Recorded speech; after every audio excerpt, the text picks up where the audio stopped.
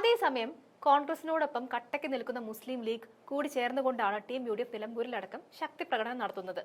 അതിന്റെ ഭാഗമായി ഈ സർക്കാരിനെതിരെ യാതൊരു മടിയും കൂടാതെ അവരുടെ പൊളിഞ്ഞു തുടങ്ങിയ സിസ്റ്റത്തെ ആകെ മൊത്തം തൂക്കിയെടുക്കുന്ന ഒരു കുഞ്ഞാലിക്കുട്ടിയെ കൂടിയാണ് ഇന്ന് സഭയിൽ കാണാൻ സാധിച്ചത്.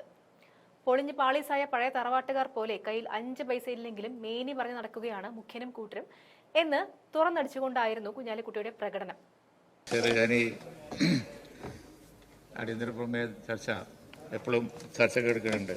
ഒരു മന്ത്രി ഒറ്റക്കൊരു മന്ത്രിയെ കൊണ്ട് ആവൂല ഞങ്ങളെ നേരിടാൻ എന്നുള്ളത് കൊണ്ട് എല്ലാവരും കൂടി നേരിടുന്നത് ഒരു പരിപാടിയാണ് ഈ അടിയന്തര പ്രമേയങ്ങൾ ചർച്ചയ്ക്ക് എടുക്കൽ.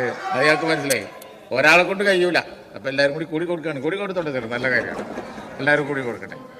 പക്ഷേ ബഹുമാനപ്പെട്ട ധനകാര്യമന്ത്രിയോട് എനിക്ക് പറയാനുള്ളത്, ബഹുമാനപ്പെട്ട മെമ്പർമാരെ ഇങ്ങനെ ശിക്ഷിക്കരുത്.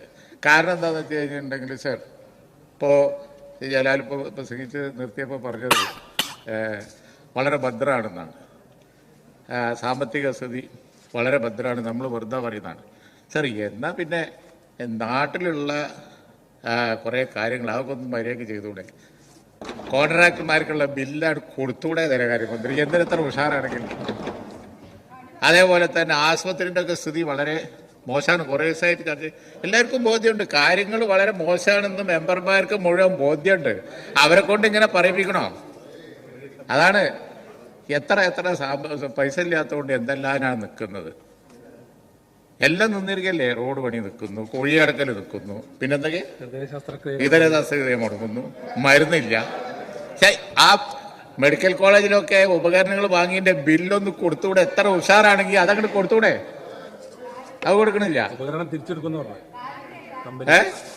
കാരുണ്യമില്ല. ഉപകരണങ്ങൾ തിരിച്ചു കൊടുക്കും, ബില്ല് കൊടുക്കാത്തതുകൊണ്ട്. കോഴിക്കോട് മെഡിക്കൽ കോളേജിലെ പ്രശ്നം ഏറ്റവും ഗൗരവമുള്ള പ്രശ്നം. എന്താ എന്റെ ബഹുമാനപ്പെട്ട ധനകാര്യമന്ത്രി, എന്നാ പിന്നെ എന്തിനാ ഇങ്ങനെ ക്രൂരത കാണിക്കുന്നത്? അതൊക്കെ ഒന്ന് കൊടുത്തൂടെ? ഒന്നും കൊടുക്കുന്നില്ലല്ലോ. എല്ലാവർക്കും അറിയാം വളരെ മോശമാണ് കാര്യങ്ങൾ. പൊളിഞ്ഞ തറവാട്ടുകാരെ പണിയാണ് എന്ന് പറഞ്ഞിട്ടുണ്ടെങ്കിൽ മേനി പറയും ചെയ്യും, ഒന്നിനൊട്ട് കാശ്. ബടായിക്കര നമ്മൾ ഉഷാറാണ്. നാട്ടിലൊക്കെ നടക്കുമ്പോൾ ട്രില്യൺ ബില്യൺ ഒക്കെ എഴുതി വെച്ചിട്ടുണ്ട്, വലിയ ബോർഡ്, ട്രില്യൺ ലക്ഷ്യം. എന്നാൽ പിന്നെ ഈ ആളുകൾ എങ്ങനെ ബുദ്ധിമുട്ടിക്കേണ്ട വല്ല കാര്യമുണ്ടോ? പാവപ്പെട്ട ആളുകൾ ഉച്ചക്കഞ്ഞി, അതുപോലെ തന്നെ മലബാറിലൊക്കെ 70, 60, 80 കുട്ടികളെ വെച്ച് ഒരു ക്ലാസ് പഠിപ്പിക്കുക. കുറച്ച് കോഴ്സ് വെച്ചൂടെ? ഇപ്പം ഇന്ന് രാവിലെ ബഹുമാനപ്പെട്ട വിദ്യാഭ്യാസ മന്ത്രി അപ്രൂവലിന്റെ കാര്യം പറഞ്ഞു. ആർക്കെങ്കിലും ശമ്പളം ഉണ്ടോ? എല്ലാം ഈ സെക്രട്ടേറിയറ്റിന്റെ പഠിക്കൽ വന്ന് കിടക്കുകയല്ലേ. സെക്രട്ടേറിയറ്റിന്റെ പഠിക്കൽ സമരം അങ്ങനെ നടന്നുകൊണ്ടിരിക്കുന്നു. സർ, എനിക്ക് ഗവൺമെന്റിനോട് പറയാനുള്ളത്, നിങ്ങൾ യാഥാർത്ഥ്യ ബോധം ഉൾക്കൊള്ളണം. യഥാർത്ഥത്തിൽ ഒന്നിനും കാശില്ല. ഇപ്പം നമ്മളെ JJM നിന്നത്, കുടിവെള്ള പദ്ധതി നിന്നത് എങ്ങനെ? കേന്ദ്ര ഗവൺമെന്റ് തരാത്തിന് അവരെ പറയുന്നില്ല, നിങ്ങൾ പറയുന്നുണ്ട്. കേന്ദ്ര ഗവൺമെന്റ് തരാത്തിന് നല്ലോണം അവരെ പറയാൻ ഞങ്ങൾ തയ്യാറാണ്, നിങ്ങളെ കൂടാൻ തയ്യാറാണ്. പക്ഷേ യാഥാർത്ഥ്യ ബോധത്തോടുകൂടി കാര്യങ്ങൾ സമീപിക്കണ്ടേ? കുടിവെള്ള പദ്ധതി എന്താ ഉണ്ടായത്? അവര് തന്ന പൈസ നിങ്ങൾ തിരിമറി ചെയ്തു. കേന്ദ്രം കൊടുത്ത വിഹിതം തിരിമറി ചെയ്ത് കുടിവെള്ള പദ്ധതി മുടങ്ങി. എല്ലാ ഗ്രാമത്തിലും വെള്ളം എന്നുള്ള പദ്ധതിയെ മുടങ്ങി. പൈപ്പ് കുഴിച്ചിട്ട് അവിടെ നിന്നു. എന്നിട്ട് പെർഫോമൻസിനെ പറ്റി പറഞ്ഞുകൊണ്ടിരിക്കുന്നു. നമ്പർ 1 സർ, ഈ നമ്പർ 1 എന്നുള്ളത് സർ, ഞാന് 95 മന്ത്രിസഭ, കരുണാകരൻ മന്ത്രിസഭന്റെ കാലത്ത് ലോകം മുഴുവൻ പോയി പ്രസംഗിച്ചതാണ്. ആരോഗ്യ സംരക്ഷണത്തില്, ആയുർദൈർഘ്യത്തില്, ലിറ്ററസിയില്, അങ്ങനെ ഒരുപാട് കാര്യങ്ങളുണ്ട്. അതിലൊക്കെ നമ്പർ 1 ആണ്, വേൾഡ് സ്റ്റാൻഡേർഡ് ആണെന്ന് ന്യൂയോർക്ക് പോയി പ്രസംഗിച്ചതാണ്. 2001 ആന്റണി ഗവൺമെന്റ് കാലത്തും പോയി പറഞ്ഞതാണ്. അതുപോലെ 2011 നിങ്ങളും പറഞ്ഞിട്ട്, അത് ഞാൻ പറഞ്ഞു വന്നത് ഇപ്പം ഉണ്ടായതല്ല അത്. പക്ഷെ ഇപ്പോഴത്തെ സ്ഥിതി നിങ്ങളൊന്ന് കണക്കിലെടുക്കണം. ഇപ്പോഴത്തെ സ്ഥിതി സദേൺ സ്റ്റേറ്റ്സ്, തമിഴ്നാട്, കർണാടക, ആന്ധ്ര, തെലങ്കാന, ഈ സംസ്ഥാനങ്ങളൊക്കെ ഇന്ത്യൻ സമ്പദ്ഘടനക്ക് സദേൺ സ്റ്റേറ്റ്സ് പൊതുവിൽ കൂട്ടത്തിൽ കേരളവും നല്ല സംഭാവന, 30% വലിയ സംഭാവന കൊടുക്കുന്നുണ്ട്. നിങ്ങൾ ഈ നമ്പർ 1 ആകാൻ വേണ്ടിയിട്ട് ഇവിടെ പ്രസംഗിച്ച പിന്നെ പൊന്നാനി മെമ്പർ ഉൾപ്പെടെ എല്ലാവരും ചെയ്തത് എന്താ വെച്ച് കഴിഞ്ഞാൽ ഒറ്റ ചാട്ട. കേരളത്തിൽ നിന്ന് നേരെ UPയിലേക്ക് ഒരൊറ്റ ചാട്ടാണ്. തമിഴ്നാടേറ്റ് കമ്പയർ ചെയ്ത് നോക്കണ്ടേ? തമിഴ്നാടിന്റെ ഗ്രോത്ത് റേറ്റാണ് പ്രശ്നം. നമ്പർ 1 എന്നുള്ളത് പഴയ സ്റ്റാറ്റസ് ആണ്. ഇപ്പോഴത്തെ കണ്ടീഷൻ എന്ന് പറയുന്നത് ഗ്രോത്ത് റേറ്റാണ്. ഗ്രോത്ത് റേറ്റിൽ തമിഴ്നാട് 9.69%. ഇത് നിങ്ങൾ പിന്നെ യൂട്യൂബ് തിരഞ്ഞാൽ കിട്ടും, ഞാൻ പറയുന്നതല്ല. അതുപോലെ തന്നെ ആന്ധ്രാപ്രദേശ് 8.21%. അവിടെയൊക്കെ ഇൻഡസ്ട്രി വന്നുകൊണ്ടിരിക്കുകയാണ്, ആളോഹരി വരുമാനം കൂടിക്കൊണ്ടിരിക്കുകയാണ്, ഇറിഗേഷൻ ഒക്കെ കൊടുത്ത് കൃഷി ഉഷാറായിക്കൊണ്ടിരിക്കുകയാണ്. തമിഴ്നാട്ടിൽ നിന്നും ആളുകൾ ഇപ്പം ഇങ്ങോട്ട് വരുന്നില്ല, ബംഗാളിൽ നിന്നും ബീഹാറിൽ നിന്നും അവിടെ നിന്നൊക്കെ വരുന്നത്. ഇങ്ങോട്ട് മാത്രമല്ല, അങ്ങോട്ടൊക്കെ പോകുന്നുണ്ട് ആളുകൾ, അങ്ങോട്ടൊക്കെ പോകുന്നുണ്ട്.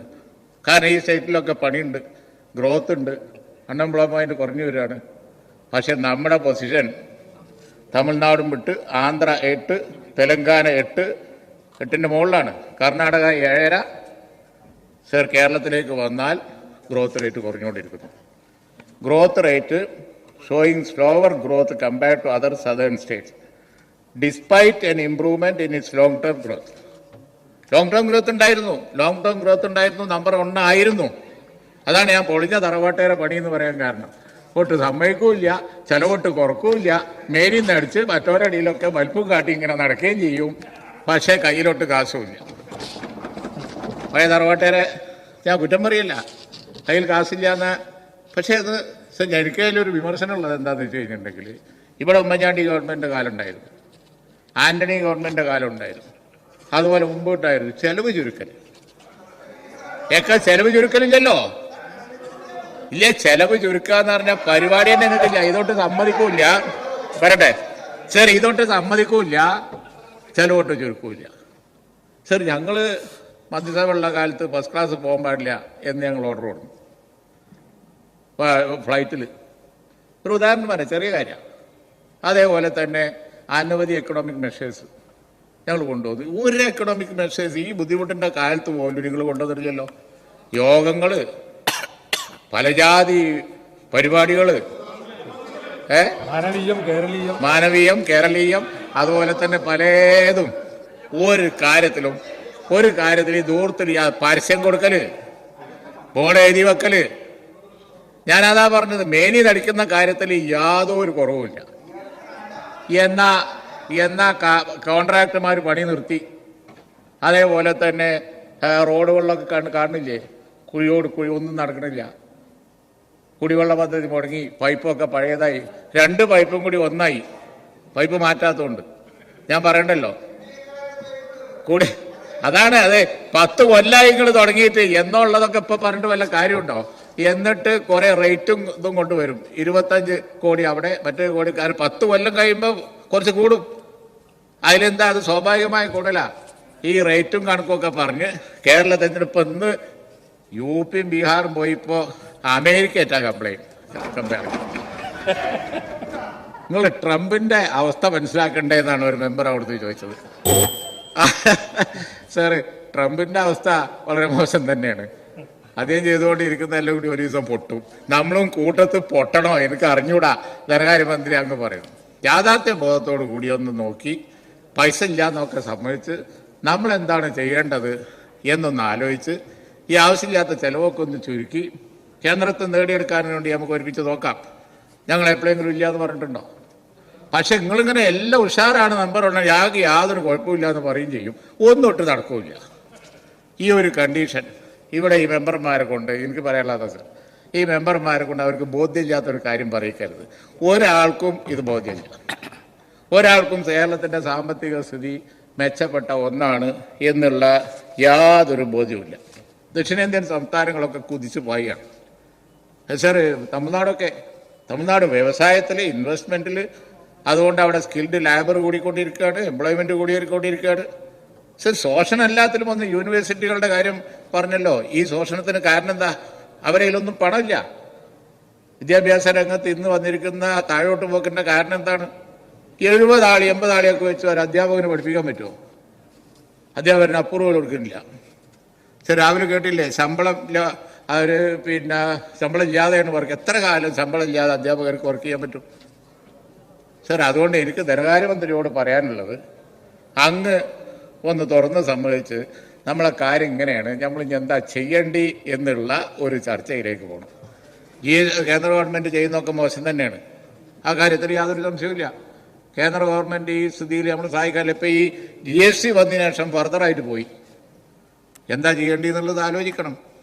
സാർ, അത്തരത്തിലുള്ള റിയലിസ്റ്റിക് ആയിട്ടുള്ള ഒരു ചർച്ചയിലേക്ക് ഈ സംസ്ഥാനത്തിൻ്റെ സാമ്പത്തിക സ്ഥിതി കൊണ്ടുപോകാതെ, എക്കണോമിക് പൊസിഷൻ എന്താണെന്ന് നോക്കാതെ പാഴ്ചെലവുകളും ധൂർത്തും ഒക്കെ കണ്ടിന്യൂ ചെയ്യുകയും അതുപോലെ തന്നെ പദ്ധതികൾ, സാർ പദ്ധതികൾ ഇന്നുണ്ടോ? നോൺ പ്ലാനിനല്ലേ പൈസ മുഴുവൻ പോയിക്കൊണ്ടിരിക്കുന്നത്. സാർ, സോഷ്യൽ സൈഡ് പെൻഷനുകൾ ബാക്കിയുള്ളത് വമ്പിച്ച ചിലവാണ്, നല്ല തന്നെ. പക്ഷെ അതിനനുസരിച്ച് എവിടുന്നെങ്കിലും വരുമാനം കിട്ടണ്ടേ? സാർ, റെമിറ്റൻസ് കൊണ്ടാണ് പിടിച്ചിരുന്നത്. വസ്തുത നമ്മൾ മനസ്സിലാക്കണം. പുറത്തുനിന്നുള്ള റെമിറ്റൻസ്, അവിടെയാണ് ട്രംപ് കളിക്കുന്നത്, അവിടെയാണ് മറ്റ് രാജ്യങ്ങൾ കളിക്കുന്നത്. ആ പൈസ കുറഞ്ഞ് വരികയാണ്. കുറഞ്ഞ് വരുന്നതിനനുസരിച്ച് നമ്മുടെ സാമ്പത്തിക സ്ഥിതി, അതാണ് ഈ ഗ്രോത്ത് റേറ്റിലൊക്കെ താഴോട്ട് പോയത്. നമ്മുടെ സാമ്പത്തിക സ്ഥിതി ഇനിയും കുറയും. അതുകൊണ്ട് ഈ മേനി അടിച്ചിട്ട് യാതൊരു കാര്യവുമില്ല. മാത്രമല്ല, നമുക്കറിയാം അവസാനം ഇത് ചെന്ന് വലിയ ക്രൈസിസ് ആവും. ആ കുടിവെള്ള പദ്ധതി കംപ്ലീറ്റ് നിന്നിൽ എന്തെങ്കിലും ചെയ്യാൻ പറ്റുന്നുണ്ടോ? അപ്പോൾ സാമ്പത്തിക സ്ഥിതിയെ കുറിച്ച് ഒരു വൈറ്റ് പേപ്പർ, ഞങ്ങളുടെ കാലത്ത് ഞങ്ങൾ വൈറ്റ് പേപ്പർ ഇറക്കിയിരുന്നു. സ്ഥിതി മോശമാണ്, ട്രഷറിൻ്റെ ബില്ല് പാസ്സാകാൻ കഴിയില്ല എന്ന് പറഞ്ഞു. തുറന്നു പറയണം. എന്നിട്ട് എക്കണോമിക് മെഷേഴ്സ് കൊണ്ടുവരുന്നില്ലല്ലോ. അതിന് പകരം എല്ലാ പെൻഷനും കൂടി കൂട്ടി വെച്ച് ഇലക്ഷൻ്റെ തലേന്ന് കൊടുക്കും. എന്നിട്ട് അത് വലിയ നേട്ടമായി പറയും. ഇത് എത്ര കാലം ഈ തിരിമറി ഭരണം? ഇതൊരു തിരിമറി ഭരണം എന്നല്ലാതെ നിങ്ങൾ ഒരു സ്ട്രോങ്, എന്നിട്ട് നാട്ടിലൊക്കെ ട്രില്യൺ കാണുമ്പോൾ നമുക്ക് പേടിയാണ്. ഈ ട്രില്യനൊക്കെ പറയും ചെയ്യും, ചെറിയ ബില്ലോട്ട് പാസ്സാക്കൂല. ഈ നിലയിൽ സാമ്പത്തികതയെ തകർത്ത് തരിപ്പണമാക്കിയ ഒരു സ്ഥിതിയിൽ ബഹുമാനപ്പെട്ട ധനകാര്യമന്ത്രിക്ക് ഒറ്റയ്ക്ക് ഇതിന് മറുപടി പറയാൻ കഴിയില്ല. എല്ലാവരും കൂട്ടുപിടിച്ചെങ്കിലും ഒരു മര്യാദ മറുപടി പറയണം എന്നാണ് ഈ അടിയന്തര പ്രമേയത്തിൽ സാർ എനിക്ക്